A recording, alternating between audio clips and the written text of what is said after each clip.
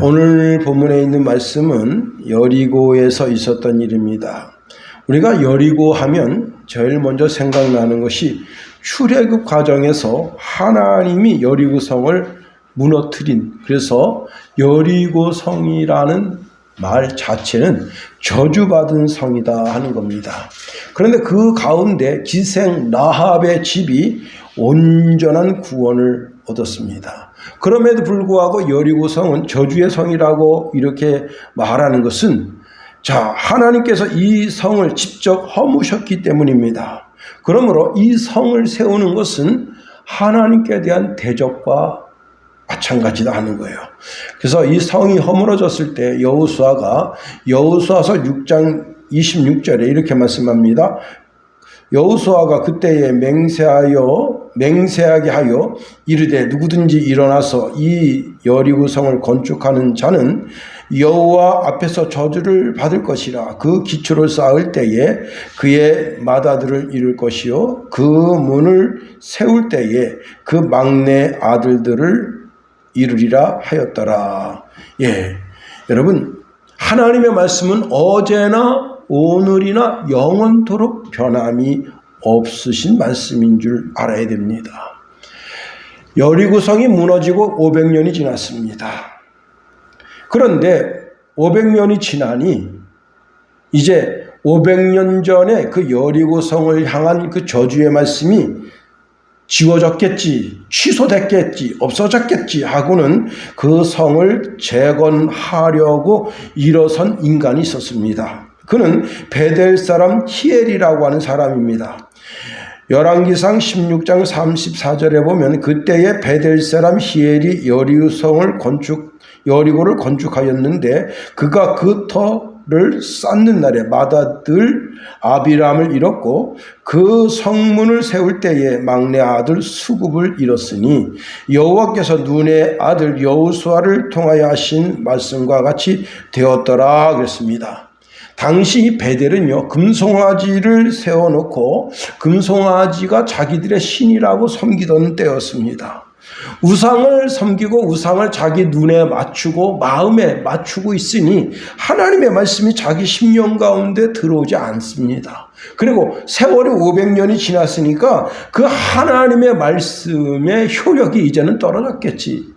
하나님께서 그 저주하신 저주를 잊어버리셨겠지 생각하고는 그 성을 쌓는 어리석은 짓을 저지르는 거예요. 문제는 장남이 죽었습니다. 장남이 죽으면 어떻게 정신을 바짝 차려야 될 거 아니에요. 하나님의 말씀을 기억하고 하나님을 의지하여 자신의 잘못된 반역 행위를 멈춰야 함에도 불구하고 그는 그 성 쌓기를 강행했다. 그래서 결국은 그 자식들이 다 죽고 막내까지 죽었다는 거예요. 여러분, 우리가 진짜 어리석은 자가 되면 하나님을 무시하는 거예요. 하나님의 말씀을 무시하는 거예요. 성령이 내 양심을 통해서 주시는 말씀을 무시하는 거예요. 목사가 가서 권면하는데 그 말씀을 무시하는 거예요. 심지어는 여러분 주일학교 어린이라도 하나님의 말씀을 증거할 때 그 말씀을 무시하는 거예요. 그 말씀을 무시한 대가가 너무 혹독하다는 사실을 알아야 됩니다. 여러분, 경찰관이 권면하는 말을 무시해도 그 말을 무시하면 곤봉으로 두들겨 맞는 거예요.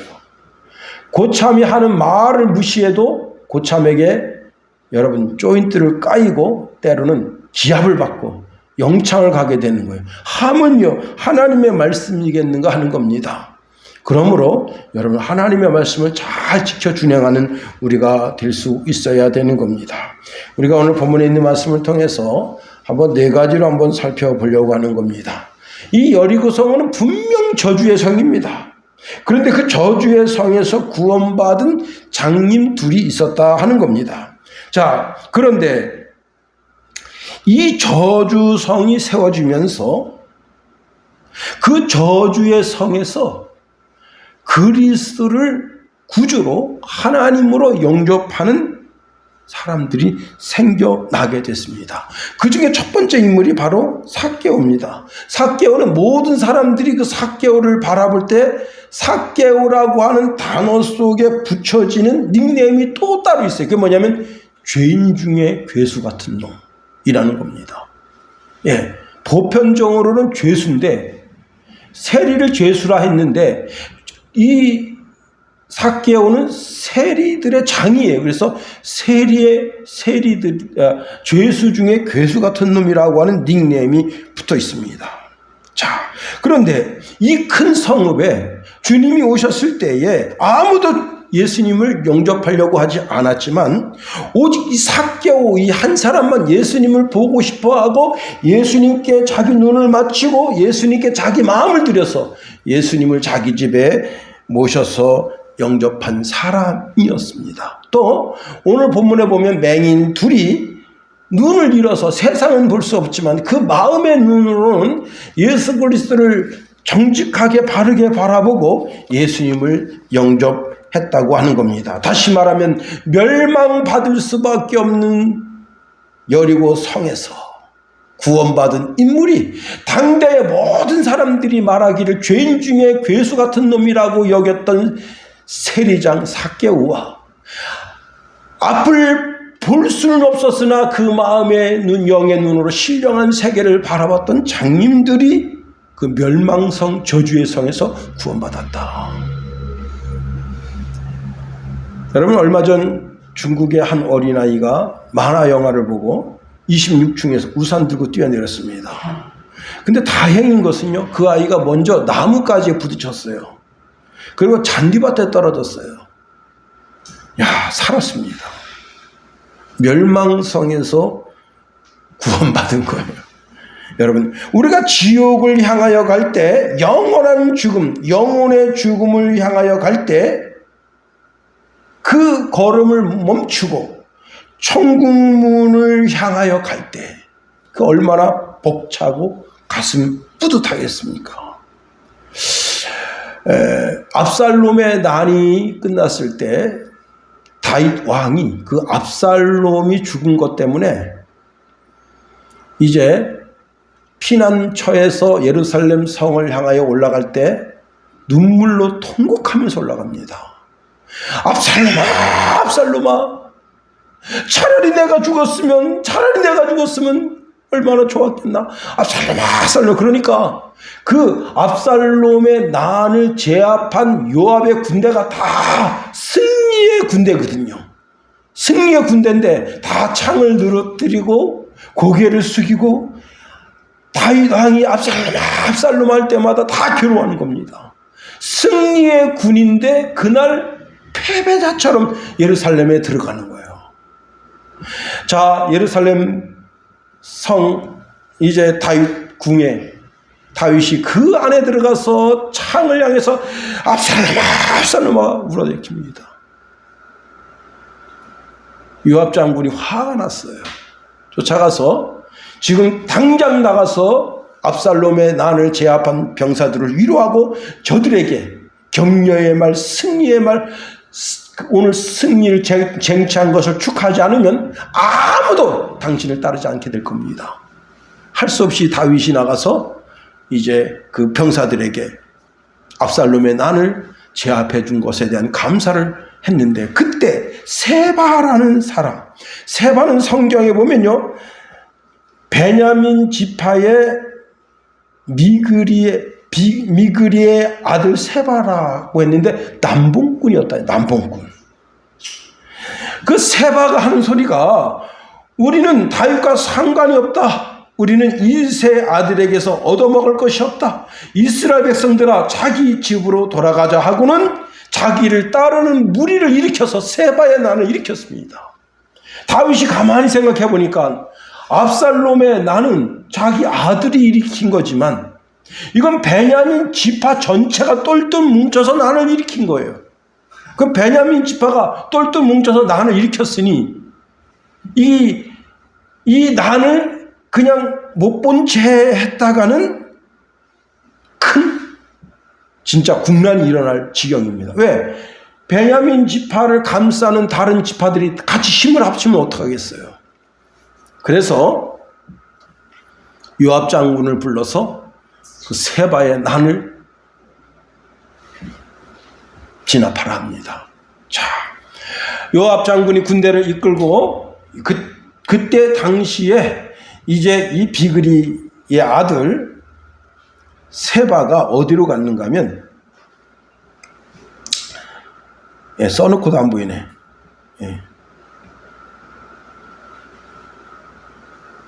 아벨성으로 갔어. 아벨성.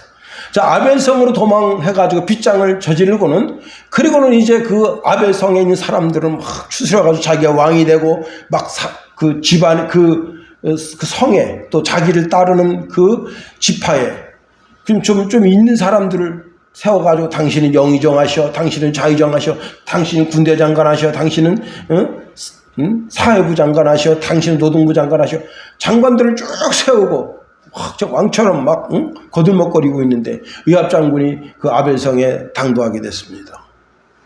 그래서 당도에서 어떻게 하느냐, 가장 약한 데가 어딘가 딱 보고는, 그리고는 성을 쌓는 거예요. 그때 당시에 전쟁은 어떻게 전쟁을 하는가 하면, 이 성벽이 있으면 성벽하고 똑같이 성벽을 쌓아요. 그래가지고 나무를 이렇게 지대가지고 이렇게 넘어간단 말이에요. 그때 한 지혜로운 여인이 그 되어지는 모든 과정을 보면서, 자, 지금 요압 장군의 군대는, 이거는 오늘날로 말하면 미국의 네이브실이에요. 그리고 여기 아벨성에 있는 군대는 뭐냐? 전 세계적으로 가장 약한 군대가 어딜까요?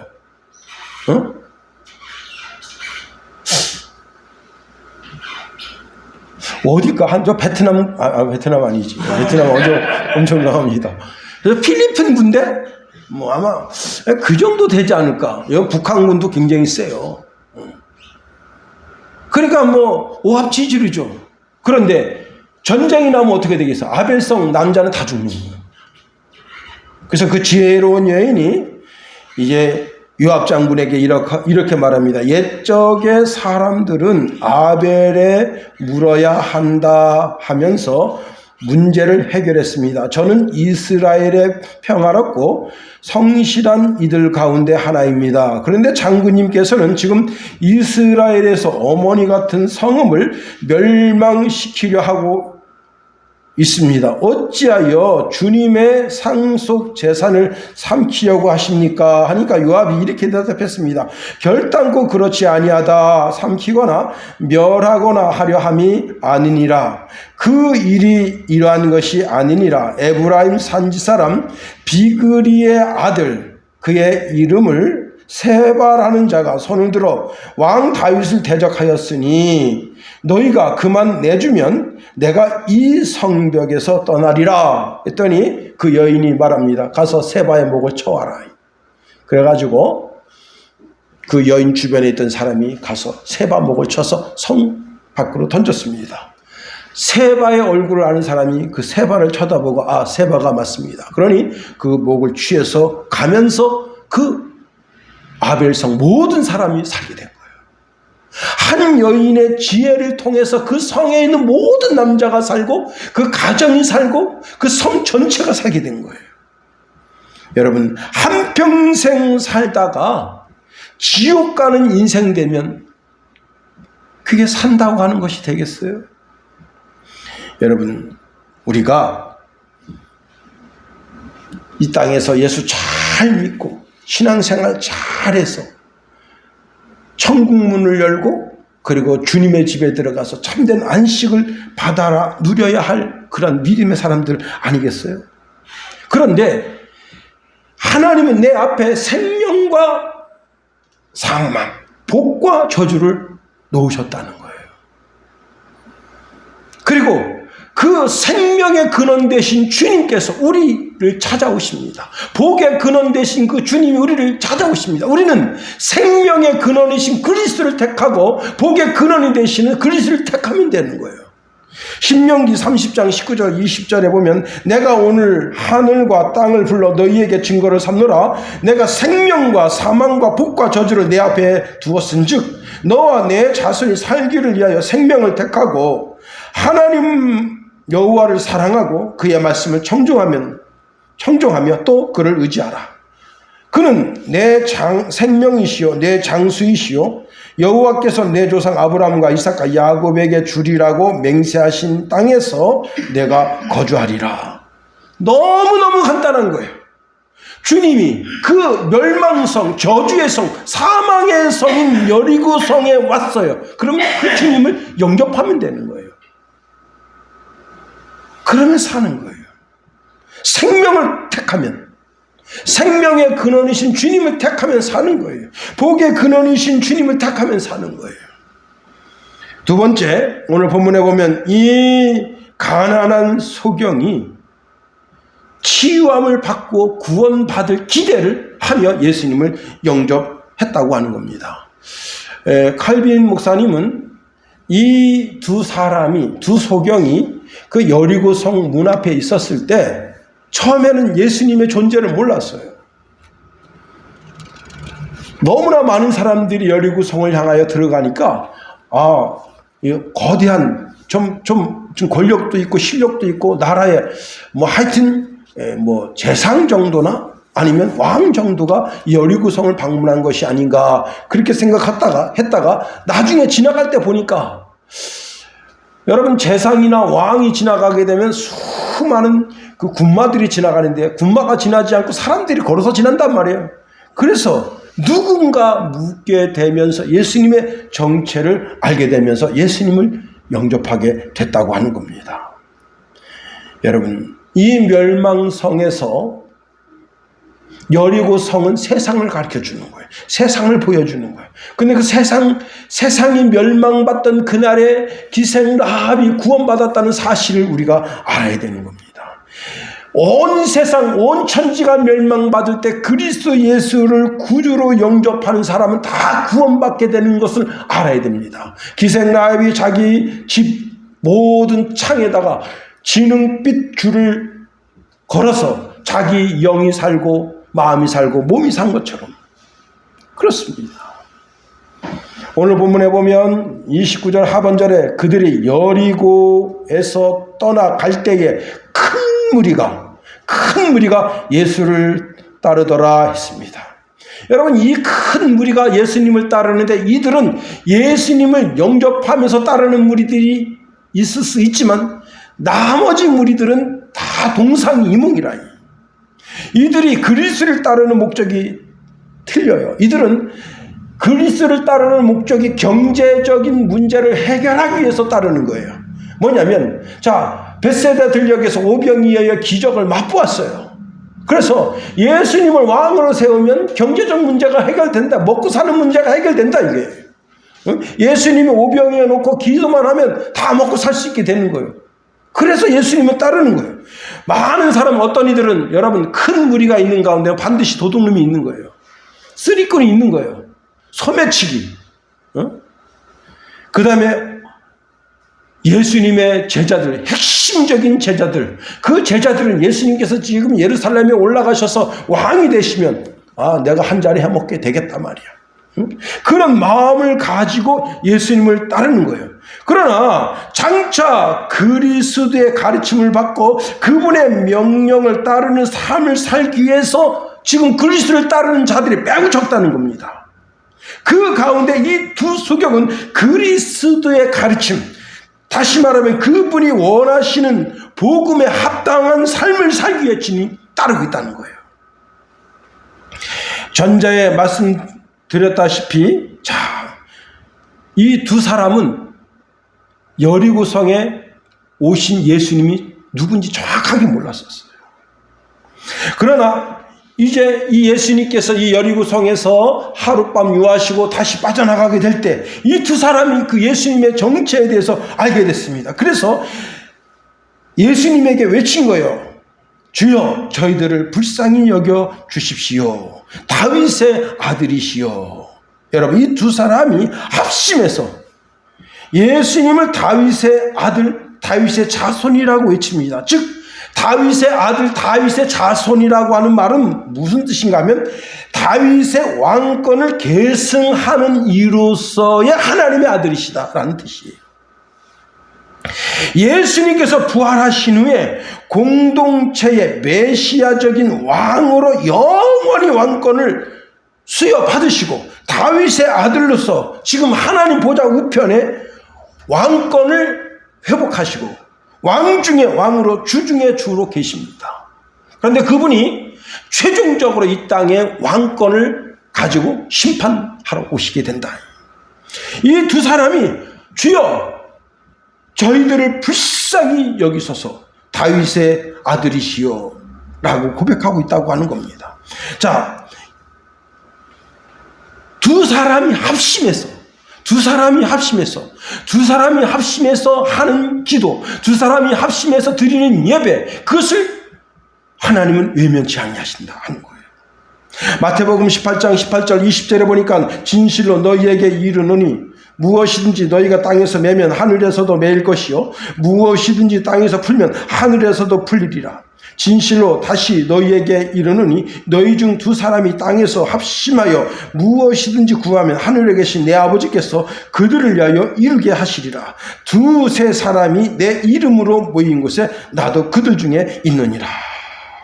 여러분, 두세 사람이 예배하는 곳, 두세 사람이 기도하는 곳, 두 사람이 나가서 전도하는 곳, 하나님이 함께 하시는 거예요. 혹시 한 사람이 고통 가운데 있을 때 그 사람을 위로하려고 누가 가서 그 사람과 함께 할 때 그때 주님의 위로가 그 사람을 통해서 상대방에게 전달되게 하시는 거예요. 주님은 우리의 간구소리에 귀 기울여 주신다. 더더욱이 같은 고난에 빠져 있을 때 그 누구라도 주님과 같은 마음으로 그 사람을 위로하면 주님의 위로가 그 사람 마음에 닿게 된다. 우리가 주의 이름을 부르면 주님이 뭐라 약속하십니까? 수치를 당치 않게 해주시겠다. 주의 이름을 부르면 구원 얻게 해주시겠다 말씀하십니다. 그렇습니다. 여러분, 우리가 동일한 고난 가운데 있을 수가 있어요. 그런데 고난 가운데 있으면 사람이 몸도 약해지고 마음도 약해집니다. 그런데 누군가가 찾아가서 손을 붙잡고 우리 같이 기도합시다. 그러면 마음 든든해지는 거예요. 위로가 되는 거예요. 여러분, 뺀질뺀질거리면서 하나님 말씀대로 살기보다는 목사가 되고 선지자가 되어서도 하나님 말씀대로 살기보다는 하나님은 니느웨에 가서 하나님 말씀 쳐서 외쳐라 그랬지만 다시스로 도망하던 요나, 여러분, 죽어가는 상황 속에서 물고기 뱃속에서 이제 죽어가고 있습니다. 여러분, 죽는 게 그 간발의 차이예요. 응? 심장 멎으면 끝나는 거예요. 그 절박한 가운데 그 물고기 뱃속에서 하나님께 기도할 때 그 짧은 기도를 들으시고 요나를 토하게 하시고 요나에게 다시 소명을 가지게 하시고 니느웨에 가서 하나님의 말씀을 쳐서 외치게 했다는 거예요. 여러분, 히스기야가 죽을 병에 걸렸어요. 죽을 병에 걸렸을 때 그때 이사야 선지자가 하나님 말씀 전합니다. 그러니까 이사야 선지자가 히스기야의 방에서 나와서 이제 그 뜰을 가는데 그 불과 1, 2분 차이예요. 근데 히스기야가 거기서 벽을 향하여 하나님 앞에 내가 정직과 성실을 산 걸 좀 기억해 주십시오 하고 눈물로 호소할 때 하나님께서 그 기도를 들으시고 돌아가서 15년 산다 하라. 두세 사람이 합심해서 기도하면 그 기도를 들어 응답해 주신다. 멸망성에서 위로가 있게 하시고 하나님의 인도하심을 받게 하신다 하는 거예요. 그렇습니다. 여러분, 주님이 이제 이 여리고성을 지나가시면 다시는 여리고성에 오지 않으십니다. 이게 처음이자 마지막 기회일 수가 있어요. 그러니 우리는 여러분 이 기회를 잘 포착해야 되는 거예요. 여러분, 내 인생 오늘이 처음이고 마지막일 수가 있다. 내게 주어진 시간이 내 삶의 유일한 기회다 하고 그 기회를 살 줄 아는 지혜가 있어야 되는 거예요. 고린도후서 6장 2절에 보면 이런 말씀 줍니다. 내가 은혜 베풀 때에 너희에게 듣고 구원의 날에 너를 도왔다 하셨으니 보라 지금은 은혜 받을 만한 때요 보라 지금은 구원의 날이로다. 지금 여러분, 뉴욕을 떠나서 샌프란시스코로 가던 여객선 센트럴 아메리카호가 그만 배에 문제가 생겨가지고 물이 새어 들어오고 있습니다. 그때가 새벽 2시입니다. 그 인근을 지나던 배가 있는데 그 인근을 지나던 배가 가다가 바다 한가운데 멈춰 서 있으니까 내가 너희를 돕겠다. 내가 지금 너 가까이 가서 배를 대고 너 배에 있는 사람은 우리 배로 이렇게 승선할 수 있도록 돕겠다 했더니 이 아메리카호에서 뭐라고 연락이 왔는가 하면 조금만 기다려 주십시오. 지금은 캄캄한 밤이어서 사람을 옮기고 싶다. 대혼란에 빠지게 돼서 혹시 바다에 사람이 빠져서 죽을 수도 있으니 잠시 기다려 주십시오. 우리가 어떻게 고장을 고쳐보도록 하고 안 되면 밝은 아침에 우리를 태우러 오십시오. 그리고 새벽 6시가 됐는데 그 배는 사라져버린 거예요. 다 죽은 거예요. 전원 다. 여러분, 배가 지금 문제가 생겨서 물이 새면 빨리 와서 우리를 구출해 주십시오. 그래야지. 그 기회를 상실한 거예요. 이런 말씀이 있습니다. 쇠도 시뻘겋게 달궈진 때 담금질해야 된다는 거예요. 쇠가 식었을 때 담금질하면 쇠 성질만 나빠지는 거예요. 쇠가 쇠되지 못합니다. 쇠도 새빨갛게 달궈졌을 때 담금질해야 되는 거예요. 다시 말하면 기회가 있을 때 사무엘상 10장 7절에 이렇게 말씀합니다. 이 징조가 내게 임하거든 너는 기회를 따라 행하라. 기회를 따라 행하라. 하나님이 너와 함께 하시느니라. 야고보서 5장 16절 17절에 이런 말씀을 줍니다. 세월을 아끼라. 때가 악하니라. 그러므로 어리석은 자가 되지 말고 오직 주의 뜻이 무엇인가 이해하라. 여러분, 내게 주어진 기회를 잘 사는 지혜로운 사람이 될 수 있기를 예수님의 이름으로 축원해 드립니다. 농부가 농사 짓는데 봄이 됐습니다. 씨 뿌릴 기회가 온 거예요. 그러나 좀 더 자자, 좀 더 눕자 그러면 씨 못 뿌려요. 그냥 빈궁이 그 사람 삶에 훅 하고 들어오는 거예요.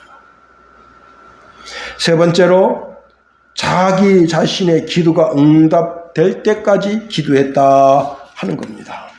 자, 우리는 여기서요, 이 두 사람의 기도의 모범을 배울 수가 있습니다. 기도의 모범이 네 가지로 나타나는데 첫 번째는요, 응답될 때까지 기도했다는 거예요. 자, 지금 주님께서 여리고성을 빠져나가고 계십니다. 이게 마지막 기회라. 그때 그 기회를 사서 주님의 이름을 불렀습니다. 두 맹인이 이렇게 고백하고 있습니다. 주여, 우리를 불쌍히 여기소서 다윗의 자손이여. 오늘 본문에 보면 이 구절이 두 번 쓰여져 있기 때문에 딱 두 번 기도했을 거라고 생각하면 큰 오산이에요. 이 두 맹인은 여리고성을 빠져나가시는 주님의 그 발걸음이 멈춰 설 때까지 기도했다 하는 겁니다. 여러분, 우리가 하나님의 옷자락을 잡을 유일한 길이 뭐냐? 기도와 간구뿐이다. 어린애도 칭얼칭얼대며 엄마 하면 엄마가 가던 발걸음을 멈춰섭니다. 하물며 우리의 주님이신 그리스도이시겠는가 하는 겁니다. 야복강가의 야곱을 생각하세요. 야곱은 밤새 주님과 씨름하다가 그 응답의 축복을 받고 형님과 화해하고 복의 복을 받아 누린 사람이 된 겁니다. 두 번째로 이 두 맹인이 축복의 주인공이 될 수 있었던 것은 오늘 본문에 보면 이렇게 기도하고 있습니다. 우리를 불쌍히 여기소서, 즉 긍휼을 베풀어 달라고 외친 거예요. 오직 참된 긍휼은 그리스도에게로부터만 온다는 사실입니다. 오직 그리스도에게로부터만 긍휼이 온다. 히브리서 4장 16절에 보니까 그러므로 우리는 긍휼하심을 받고 때를 따라 돕는 은혜를 얻기 위하여 은혜의 보좌 앞에 담대히 나아갈 것이니라 그랬습니다. 여러분, 말씀을 듣고 깨닫는 그 시간이 내가 바로 은혜의 보좌에 나아갈 가장 적절한 타이밍이라는 거예요. 이젠 기도와 간구의 삶을 살겠다. 마음에 결심하고 새벽을 깨우고 저녁 시간에 집에 들어가서 조용히 이제 모든 채널, 텔레비전, 유튜브 채널을 끊고 하나님 앞에 기도할 때, 그때 그 기회를 우리가 사야 되는 거예요. 여기 은혜의 보좌라고 하는 것은 만왕의 왕이고 만주의 귀신 앞에 서는 거예요. 우리가 기도할 때마다, 간구할 때마다, 찬송할 때마다, 예배할 때마다 우리는 하나님의 보좌, 그리스도의 보좌 그 앞에 서는 거예요. 이 하나님의 보좌, 그리스도의 보좌는 지성소 안에 있는 시온소를 가리키는 거예요. 거기에 내가 서는 거예요. 그분 앞에 내 입술로 조아리면서 간구하는 거예요. 세 번째로 이 두 사람이 예수님의 정체를 알고 있었다는 겁니다. 자, 두 수경이 예수님이 여리고성을 지나 나가실 때, 오늘 우리 본문에는 없지만은 누가복음에 보면 이렇게 말씀합니다. 이 무슨 일이냐 물으니까 사람들이 이렇게 대답했어요. 나사렛 예수께서 지나가신다 했습니다. 나사렛이라고 하는 말은요, 이방 땅에 가까운 갈릴리 지역의 아주 작은 마을로서 갈릴리 사람들이 무시하는 땅이에요.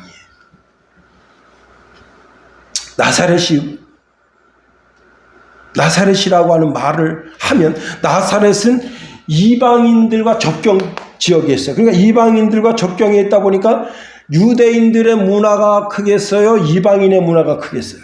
이방인의 문화가 커요. 그래서 갈릴리 사람들도 무시하는 땅이 나사렛입니다. 그런데 갈릴리 사람을 무시하는 사람들이 또 있습니다. 그 누구냐? 유대인들이에요. 유다에 사는 유대인들이에요. 그러니까 지금 여기 나사렛 예수라고 하는 말을 한 사람이 누구냐? 유다 사람이에요. 예, 당시는 이 이스라엘이 유다 땅과 사마리아 땅과 갈릴리 땅으로 나눠져 있어요. 그러니까 이 나사렛 예수라고 하는 말은 유대 땅에 살고 있는 우리가 무시하는 갈릴리 사람, 그 사람도 무시하는 땅이다, 이게. 그러니까 이게 뭐예요? 저주의 말이죠, 저주의 말. 응? 저주의 말이에요. 그런데 이 두 사람이 이 나사렛이라고 하는 단어를 바꾼 거예요. 여러분, 요한복음 1장에 보면 빌립이 나다나엘을 불렀어요. 그때 나다나엘이 뭐라고 말했습니까? 나사렛에서 무슨 선한 것이 나올 수 있겠어? 그 말뜻이 이 나다나엘은 자기도 갈릴리 사람으로서 그 나사렛을 무시하는 거예요. 자, 그런데 이 두 맹인이 이렇게 기도했습니다. 다윗의 자손이요 라고 기도한 거예요. 우리를 불쌍히 여겨주소서. 다윗의 자손이요. 이 두 맹인은 예수님이 주와 그리스도가 되시며 우리를 구원하실 수 있는 권세를 가지고 계신 분이라고 고백한 겁니다. 여러분, 성령이 아니고서는 예수님을 주라고 고백할 수 없다고 말씀하고 있습니다. 고린도전서 12장 3절에 보니까 그러므로 내가 너희에게 알리노니 하나님의 영으로 말하는 자는 누구든지 예수를 저주할 자라 하지 아니하고 또 성령이 아니고서는 누구든지 예수를 주라고 시인할 수 없느니라. 다시 말해서 예수님을 나사렛 예수라고 저주하는 자는 뭐예요? 하나님의 사람 아니다. 그럼에도 불구하고 예수님이 자기 자신을 나사렛 예수라고 부르셨어요. 그게 뭐냐? 가장 낮고 천한 지역에 내가 태어났다고 하는 것을 말씀하시는 거예요. 그러나 우리는 신앙인으로서 예수님을 나사렛 예수라고 부르는 것은 예수님을 경멸하면서 부르는 거예요. 그건 옳지 않다. 우린 신앙의 고백으로 다윗의 자손이라고 고백할 수 있어야 되는 겁니다. 너무나 분명한 것은 예수님이 주가 되시고 그리스도가 되신다고 하는 고백을 이 두 맹인이 고백한 겁니다. 예수님은 다윗의 자손으로서 하나님 아버지로부터 권세를 덧입고 다윗의 왕권을 회복할 왕으로서 이 땅에 다시 재림하실 우리의 주가 되신다 하는 겁니다. 네 번째로 이 두 맹인은 자신의 환경을 이기고 자기 자신의 처지를 극복한 기도를 올렸습니다. 당시 예수님 주변에는 수많은 사람들이 있었어요. 사람이 인산인해하다. 여러분, 인산인해라는 게 뭐예요? 사람이 산을 이루고 사람이 바다를 이뤘다. 얼마나 많은지 몰라요. 자, 그런데 이 두 사람이 주여 우리를 불쌍히 여기소서 다윗의 자손이여 라고 외칠 때 웬만한 목소리 가지고는 예수님이 가시는 발걸음 못 멈춥니다. 다시 말하면 아주 어마어마하게 큰 목소리로 외쳤다는 거예요. 그날 다윗의 자손 예수여 우리를 불쌍히 여기소서 외칠 때 목소리가 터져 나가도록 외쳤다는 거예요. 부르짖어서 오늘 이 시간 응답받지 않으면 안 된다고 하는 가장 강력한 목소리로 외친 거예요. 그랬더니 지나가는 사람들이 뭐라 했습니까? 잠잠하라 했어요. 잠잠하라. 오늘 본문에도 잠잠하라. 뭔 뜻이에요? 시끄럽다. 집어치워라 이거예요. 그랬더니 이 사람들이 어떻게 했습니까? 더 크게 부르짖었어요. 더 크게. 여러분, 우리 기도 생활에 왜 장애물이 없겠습니까? 먼저는 마귀가 우리를 기도를 못하게 합니다. 피곤하다. 눈꺼풀이 얼마나 무거운지 여러분, 이게 천근만근이에요. 못 들어 올리는 거야.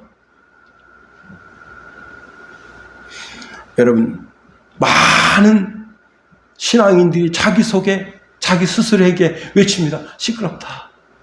좀 더 찾아. 여러분, 그러니 피곤을 이기지 못하는 거예요. 갑자기 애가 아픕니다. 그래서 기도 못하는 거예요. 갑자기 교회에 나가지 못할 상황이 만들어지는 거예요. 또 새벽 예배 나가고 뭐 또 이렇게 집에서 경건하게 기도 생활하면 유난 떠네. 아이고 저렇게 유난 떠라야 예수 믿는 건가 하는 사람도 있습니다. 또 기도 한번 들어주긴 하는가 하는 볼멘 소리를 하는 사람도 있습니다. 그럴 때 어떻게 해요?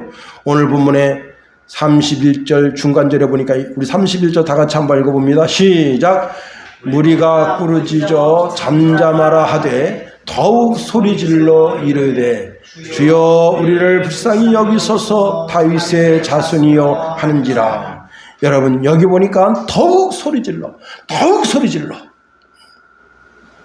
그래서 그 두 맹인의 간구가 그 인산인해한 사람들의 그 잡소리를 이겼다. 이게.